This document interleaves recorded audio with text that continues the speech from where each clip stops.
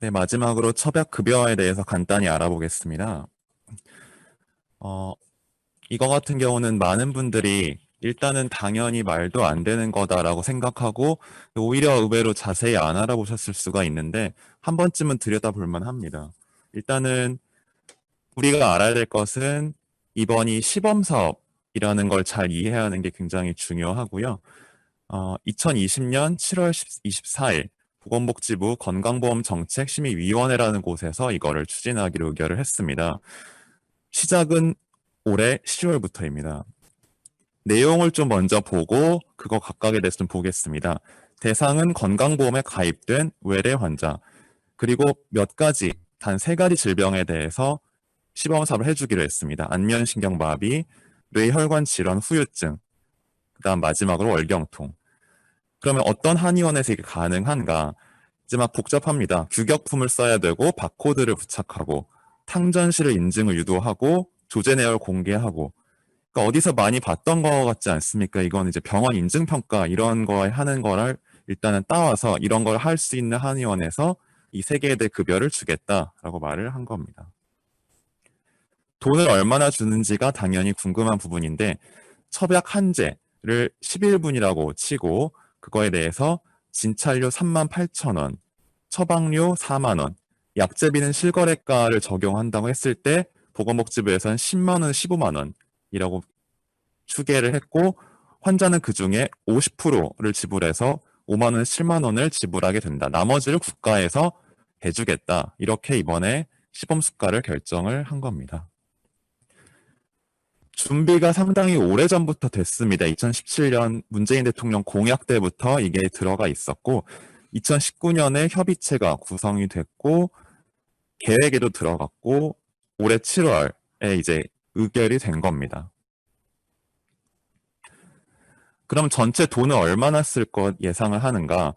올해랑 내년에는 32억에서 106억, 그리고 내년에는 최대한 425억. 그 다음 2단계부터는 한방병원도 포함이 되는데 연 맥스 500억씩을 쓴다고 합니다. 궁금하죠? 왜 첩약을 급여화하려고 하는가? 정부 측 주장이 일단 3가지입니다. 보장률이 전체 대비 낮다. 첩약의 시장 규모가 상승하고 있다. 첩약에 대한 요구도가 높다. 3가지를 들어서 이제 급여화를 하려고 합니다.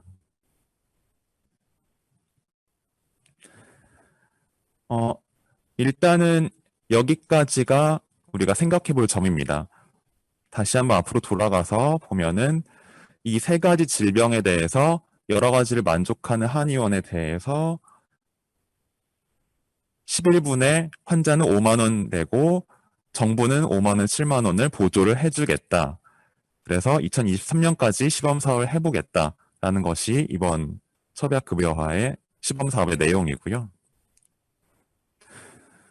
궁금한 점이 당연히 생깁니다. 저 3개 질병을 어떻게 정한 걸까? 일단은 연구 용역 보고서를 썼습니다. 거기서 1순위부터 33순위까지 급여화를 한다면 뭘 해야 될 것인가라고 권고한 이제 한의학 측 보고서가 있고요. 근데 1, 2, 3이 아니라 5순위, 9순위, 23순위의 질병 3개가 일단 들어갔습니다. 이것은 왜 그런지 봤는데 모르겠습니다. 어떤 판단에서 그런 것인지 명확히 해설되어 있는 부분은 없고요. 근데 이제 이 보고서에서도 들어가 있는 3개 질병, 월경통, 뇌혈관 질환 후유증 관리에 대해서는 이러이러한 임상시험을 통해서 정했다고 하고 안면신경 마비는 심지어 한의학 측 보고서에도 체계적 문헌고찰 결과는 없습니다. 그렇다면 이게 과연 맞는가? 일관된 처방이 있는가 한번 살펴봐야겠죠. 이거는 한의학 측에서 마련한 일종의 우리 CP를 따라해서 만든 겁니다. 월경통에 대해서는 결정된 그런 한약 치료가 굉장히 지금 많습니다. 무슨 탕, 무슨 탕, 무슨 탕. 근데 이것만 보시면 이거가 결정된 치료라고 하기가 어렵죠. 이거 중에서 그냥 각자의 그리고 누구의 체질에 따라서 쓰자고 하는 겁니다. 이것도 역시 제가 근거는 대부분 한의학 측 공개된 포털에서 가져왔는데 권고 수준과 근거 등급이 그다지 높지 않은 거를 확인해 보실 수 있습니다. 두 번째 질병도 마찬가지입니다. 이거는 더합니다. 근거가 insufficient고 뭐 처방으로는 할 수가 있다. 이러저러한 것들 있다. 뇌혈관 질환 후유증 관리는 근거가 더 낮습니다. 레벨 C, 로우로 나오고 있고요. 두 번째로는 이 한약 처방이 안전할 것인가? 이것도 역시 한의학 측 연구 용역 보고서에서 권고하는 부분인데 좌측과 우측, 첩약은 현재 한의학을 말하는 거고 제조의약품은 기존 의약품입니다. 여기서 표를 자세히 보시면 처방 단계부터 뒤에 별표가 붙어 있는 거는 현재 없으니까 도입이 필요한 부분입니다. DUR, 근거 기반 관리, 조제 가이드라인이 모조리 현재 없습니다. 숫자가 과연 적절한가? 보시면은 이거는 지금 기존 한의원의 진찰료 소진 한 13분, 변증 기술이라는 것이 7분으로 매겨져 있는데 시범 사업에서는 이거를 뻥튀기를 했습니다. 앞에는 13분, 7분에서 난데없이 34분으로 그 시간을 늘리고 수가를 높게 매겼죠. 아까 슬라이드 나왔지만 그래서 진찰료 및 심층 방제 기술료가 38,000원을 매겼는데 현재 우리 쪽에서 의원 추진료가 9,950원, 재진료가 7,120원입니다. 이제 제가 공부를 하다가 심층 방제가 무엇인지 정말 궁금해서 찾아봤는데 심층 진단, 방제 기술, 그러니까 심층 진단은 우리로 말하면 사진과 여러 가지 물어보는 걸 얘기하는 것 같고 방제 기술에 대해 수백 가지 한약재 중에 정밀하게 세부 가감을 하는 행위를 의미를 한다고 합니다. 이 말은 다르게 해석하면 표준화 절차가 현재는 부재하다는 것이죠. 그래서 여기까지가 일단은 어떤 시범 사업인지 그리고 딱 봐도 그쪽 한의학계에서도 여러 가지 문제점 인식하고 있으면 알 수가 있습니다. 그렇다면 이걸 하기로 한 건강보험정책심의위원회가 뭔지가 당연히 궁금하실 텐데 쉽게 말하면 일단 요양급여, 건강보험에 대한 모든 것을 결정하는 보건복지부 산하 최고 기구입니다. 보건복지부 차관위 위원장이고 현재 24명 보시면 가입자 대표, 의학계 대표, 공익 대표로 되어 있습니다.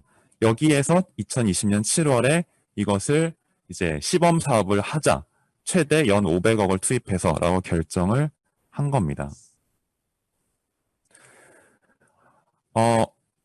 조금만 들어보시면은 상당히 이 제도가 허점이 많음을 당연히 알 수가 있습니다. 오늘 이제 기사에서 보셨겠지만, 의사 입장에서는 일관되게 이것에 대해서 반대를 했습니다. 말이 안 된다. 근거도 없다. 여러 가지 문제점이 지금 조금만 봐도 보입니다.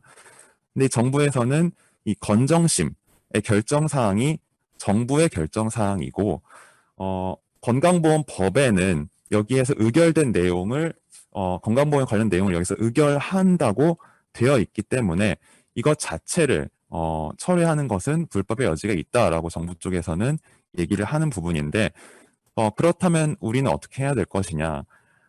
이 부분은 일단 몇 가지 말씀을 드리고 싶은데 이것이 시범사업이라는 게 중요합니다. 시범사업이란 거는 해봐서 이상하면 안 하겠다는 겁니다. 그리고 우리가 이제 거리에서 시민들과 얘기했을 때 이 첩약급여에 대한 내용은 상당히 사람들이 또 지지해주는 분들도 많다고 느끼셨을 겁니다. 또한 작년 2019년에 한의학계 내부 조사에서도 이거에 대해 찬반 양론은 사실은 굉장히 대립을 하고 있습니다. 그래서 제가 드리고 싶은 결론은 현재처럼 이거에 대한 반대를 당연히 유지를 하되 우리는 전문가입니다. 의학에 대한 전문가가 이것에 대해 지속적으로 모니터링을 하고 첩약급여 시범사업에 대해서 목소리를 내야 됩니다. 어떤 부분이 잘못되었고 본인들의 한의학계 근거에서도 근거를 대기가 어렵고 꾸준히 이 시범사업에 대해서 문제를 제기를 한다면 이 부분이 계속 본사업으로 추진될 가능성은 많이 낮아지지 않을까. 그래서 우리 젊은 또 많은 의사들이 계속 눈을 뜨고 지켜봐야 되지 않을까 생각이 듭니다. 일단 여기까지 발표 마치겠습니다. 네, 이상으로 저희가 오늘 준비한 정책 세미나 네 파트의 부분이 모두 끝났고요. 늦은 시간까지 모두들 경청해 주시고 많은 분들 참여해 주셔서 감사합니다. 네, 오늘 세미나는 여기서 마치도록 하겠습니다.